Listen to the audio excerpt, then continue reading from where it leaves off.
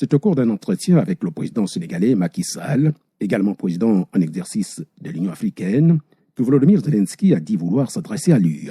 Cette annonce survient après le refus du Kenya d'accorder un temps de parole au président ukrainien devant le Parlement de ce pays, mais également au moment où les pays africains démontrent désormais leur prudence aux Nations Unies, et ce depuis les événements de 2011 en Libye. Une prudence manifestée le 2 mars dernier lors du vote d'une résolution à l'ONU exigeant que la Russie cesse immédiatement de recourir à la force contre l'Ukraine.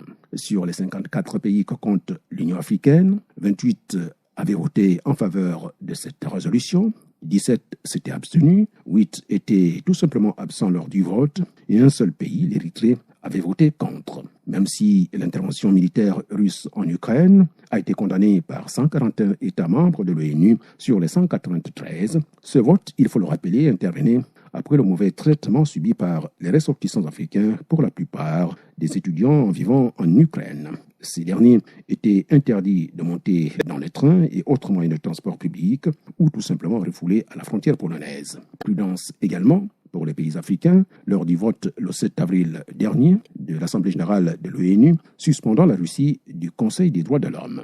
Désormais, dans un rapport émotionnel, le président ukrainien voudrait donc, après les parlements occidentaux, tenter de mobiliser l'Afrique contre Moscou. Moscou qui a d'ailleurs relancé sa relation avec l'Afrique depuis 2019 à la faveur du premier sommet Russie-Afrique de Sochi.